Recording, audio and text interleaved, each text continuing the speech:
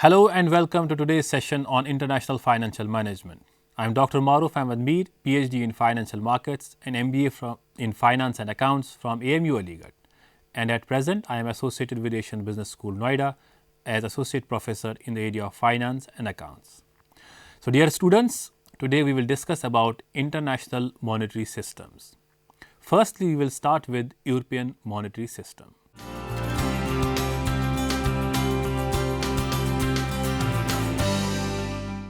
European monetary countries were concerned about the negative impact of volatile exchange rates on their respective economies since the collapse of Bretton Woods Agreement on fixed exchange rate in early 1970s. Attempts were made to salvage the Bretton Woods system by defining the parties and widening the bands of variations to 2.25%. This was Smithsonian Agreement, which was signed in December 1971 and was known as the SNAKE. The SNAKE was designed to keep the European Economic Community, which is called EEC countries' exchange rates within a narrow band of 1.125% for their currencies. Thus, this system allowed a wider band of 2.25% against the currencies of other countries while maintaining a narrower band of 1.125% for their currencies. The SNAKE got its name from the way EEC currencies moved together closely within the wider band allowed for the other currencies like the dollar. The SNAKE was adopted by the EEC countries because they felt that stable exchange rate among the EEC countries was essential for deepening economic integration and promoting the intra-EEC trade.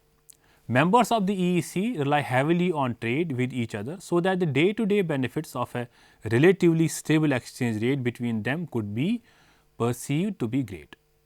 However, the SNAKE arrangements was replaced by the European monetary system called as EMS in 1979 and has since then undergone a number of major changes including major crises and reorganization in 1992 and 1993. The chief objectives of EMS were: number 1, form a zone of monetary stability in Europe; number 2, coordinate the exchange rate policies vis-a-vis the non-EMS currencies; number 3, help in the eventual formulation of a European monetary union. The EMS had 3 components. Number 1, exchange rate mechanism called as ERM, European currency unit called as ECU, and third one was European Monetary Corporation Fund called as EMCF in short.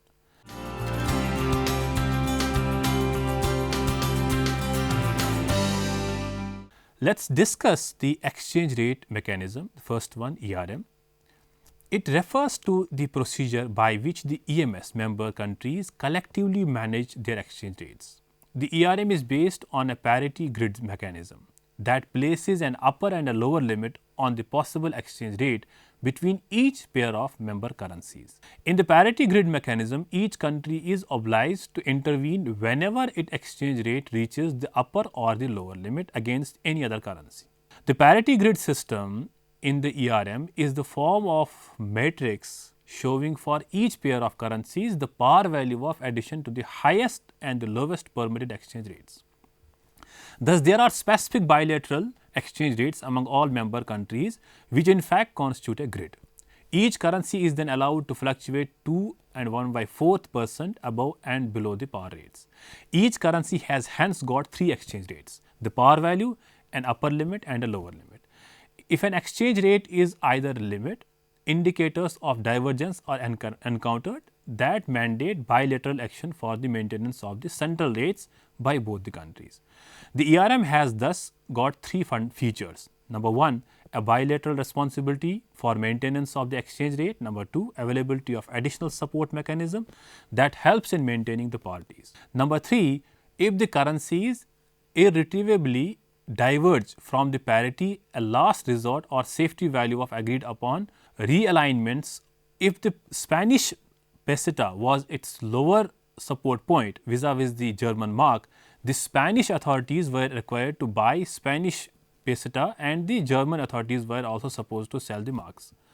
The fact that the Germans were also required to sell marks made the ERM fundamentally different from the Bretton Woods system. In the Bretton Woods system, only one country had to undergo painful measures while the other country was not required to cooperate.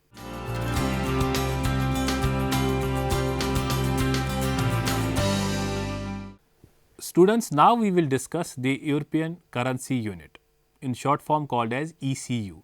The ECU is a basket currency based on a weighted average of the currencies of the member countries of the European Union.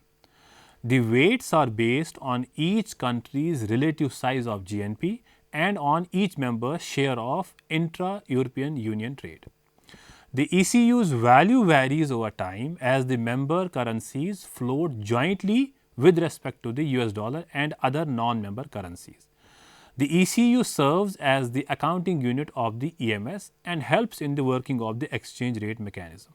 In fact, ECU since January 1, 1999 has evolved into a common currency of the European Union and is called the euro. Two kinds of mechanisms were energized in the EMS.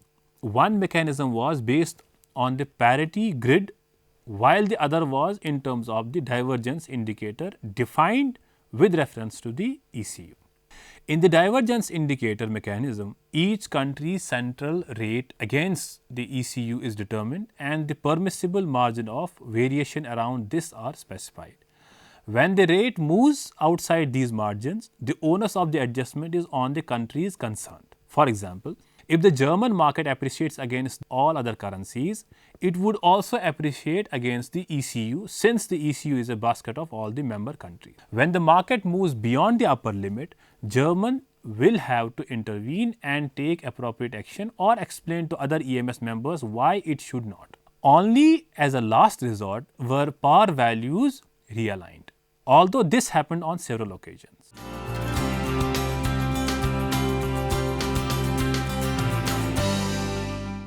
Students, the last component is European Monetary Cooperation Fund called as EMCF. Like the IMF, the EMS has its own institutional setup for monetary cooperation. Member countries extend credit to each other for the purpose of carrying out exchange market interventions throughout the European Monetary Cooperation Fund. The EMCF gives various short-term and medium-term credit facilities depending upon the deficit country's needs. Very short-term financing is granted for 45 days, short-term monetary support for 3 months, renewable up to 2 times, and medium-term financing assistance for a period of 2 to 5 years. Credit facilities are granted directly by one member country to another and are accounted for the ECU terms through the EMCF.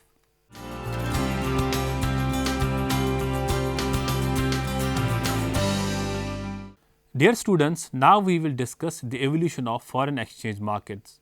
International transactions like domestic transactions require money flow at some point.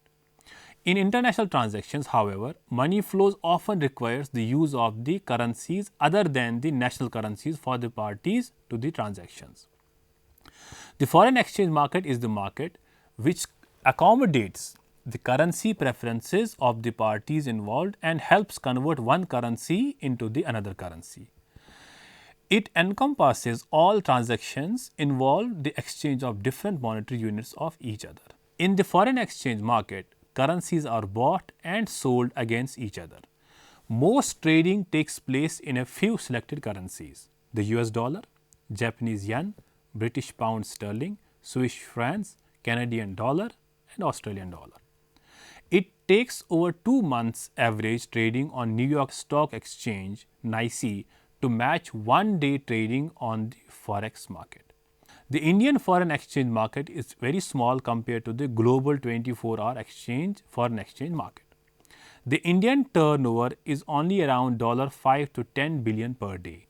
Amongst this, the spot transactions constitute about 50% of the turnover, outright forward 25%, and the rest is in swap transactions. The foreign exchange market is worldwide in scope, and the major world trading centers are in Tokyo, Singapore, New York, Frankfurt, Zurich and San Francisco. Many other cities are also major forex exchange market centers. All these centers are in consistent contact with each other and are connected through highly sophisticated telecommunication networks.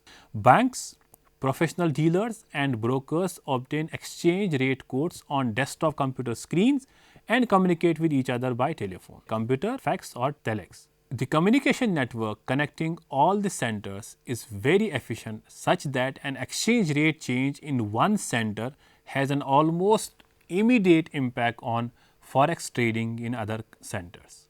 The foreign exchange market started evolving during the 1970s, when the countries all over the world gradually switched to floating exchange rate from their existing exchange rate regime, which remained fixed as per the Bretton Woods system till 1971. According to the Banks of International Settlement, in April 2019, average daily turnover in global foreign exchange market is estimated at $6.6 trillion. The main trading center is London, but New York, Tokyo, Hong Kong and Singapore are all important centers as well. Banks throughout the world participate. Currency trading happens continuously throughout the day. As the Asian trading session ends, the European session begins, followed by the North American session and then back to the Asian session, excluding the weekends. So, currencies are traded against one another. Each pair of currency thus constitutes an individual product and is traditionally noted XXX divided by YYY, where YYY is the ISO 4217 international 3-letter code of the currency into which the price of 1 unit of 3x is expressed, called as base currency. For instance, European versus US dollar is the price of the euro expressed in US dollar, as in 1 euro equal to $1.5465. Out of the convention, the first currency in the pair, the base currency, was the stronger currency at the creation of the pair. The second currency, counter currency, was the weaker currency at the creation of the pair. The factors affecting the 3x will affect both 3x by 3y and 3x by 3z. This causes positive currency correlation between 3x 3y and 3x 3z. On the spot market, according to the BIS study, the most heavily traded products were Euro US dollar 27%, US dollar Japanese yen 13%, pound and US dollar, also called as sterling or cable, 12%.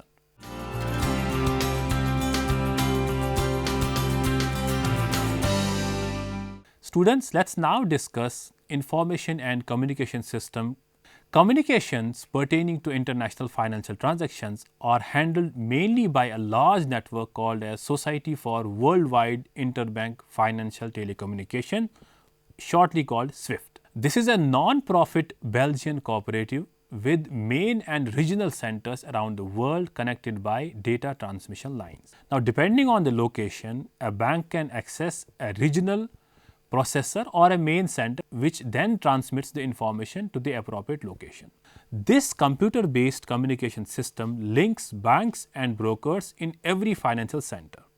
The banks and brokers are in almost instant contact with actively in some financial centers or other 24 hours a day. Because of the speed of the communication, significant events have almost instantaneous impact despite huge distances separating market participants.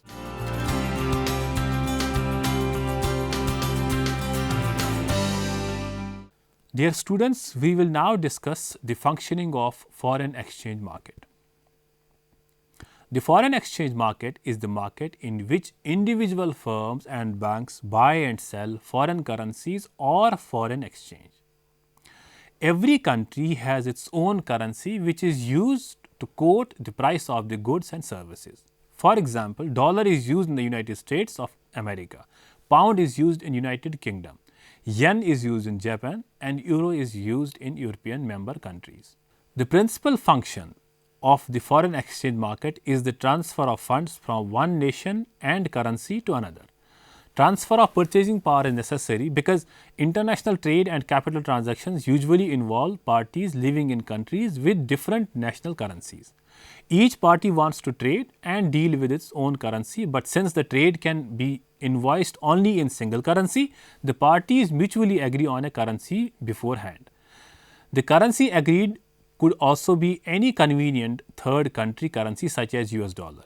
For if an Indian exporter sells machinery to a UK importer, the exporter could invoice in pound, rupee or any other convenient currency like the US dollar. Another important function of foreign exchange market is to minimize the foreign exchange risk. The foreign exchange market performs the hedging function, covering the risk on foreign exchange transactions. These are the risks of unexpected exchange in foreign exchange rates.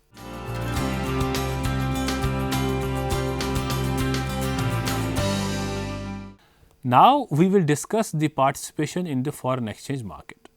Why do individuals, firms and banks want to exchange one national currency for another? The demand for foreign currency arises when tourists visit the another country and need to exchange their national currency for the currency of the country they are visiting. When a domestic firm wants to import from another nation, or when an individual wants to invest abroad and so on. On the other hand, a nation's supply of foreign currencies arises from foreign tourists, their expenditure in the nation, from the export earnings, from the receiving foreign investments and so on. For example, suppose a US firm exporting to the UK is paid in pound sterling, the UK currency. The US exporter will exchange the pound for dollars at a commercial bank. The commercial bank will then sell these pounds to dollar to a US resident who is going to visit the UK or to United States firm that wants to import from the UK and pay in pounds, or to a US investor who wants to invest in the UK and needs the pound to make the investment. Thus, a nation's commercial bank operate as clearing houses for the foreign exchange demanded and supplied in the course of foreign transactions by the nation's residents. In the absence of this function, a US importer needs UK pound, for instance, would have to locate a US exporter with pound to sell. This would be very time consuming and inefficient and would essentially revert to barter trade.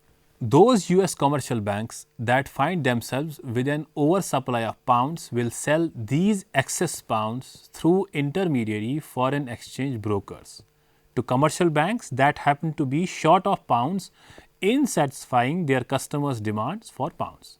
In the final analysis, then, a nation pays for its tourist expenditure abroad, its imports, its investments abroad and so on with its foreign exchange earning from tourism, exports and receipt of the foreign investments. So, if the nation's total demand for foreign exchange in the country of its foreign transaction exceeds its total foreign exchange earnings, the rate at which currency exchange for one another will have to exchange to equilibrate the total quantities demanded and supplied. If such an adjustment in the exchange rate were not allowed, the nation's commercial banks would have to borrow from the nation's central bank. The nation's central bank would then act as a lender of the last resort and draw down its foreign exchange reserves. On the other hand, if the nation generated an excess supply of foreign exchange in the course of its business transactions with another nation, and if adjustment in exchange rates were not allowed, this excess supply would be exchanged for the nation's currency at the nation's central bank, thus increasing the nation's foreign currency reserves. Thus, 4 levels of transactions or participants can be identified in foreign exchange markets. At the first level are tourists, importers, exporters, investors and so on. These are the immediate users and suppliers of foreign currencies. At the next or the second level are the commercial banks which act as clearing houses between users and the earners of the foreign exchange. At the third level are the foreign exchange brokers through whom the nation's commercial banks even out their foreign exchange inflows and outflows among themselves. Finally, at the fourth and the highest level is the nation's central bank, which acts as the lender or buyer of last resort when the nation's total foreign exchange earning and expenditures are unequal. The central bank then either draws down its foreign exchange reserves or adds to them.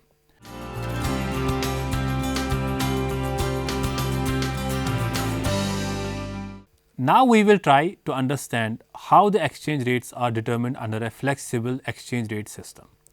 Assume for simplicity there are only two nations, the US and the UK, with dollar being the domestic currency and the pound sterling as the foreign currency. The exchange rate R between the dollar and the pound is equal to the number of dollars needed to purchase 1 pound.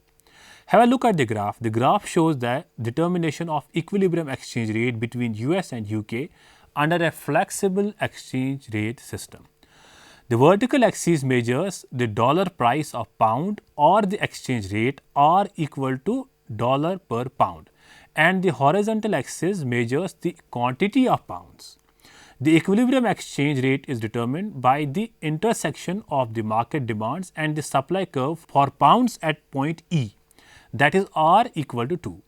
At this point, the quantity of pounds demanded and the quantity of pounds supplied are equal to pound 40 million per day. At an exchange rate lower than R equal to 2 or at an exchange rate higher than R equal to 2, the quantity of pounds demanded will not match with the quantity of pounds supplied, and the tendency for the exchange rate will be to move towards R equal to 2.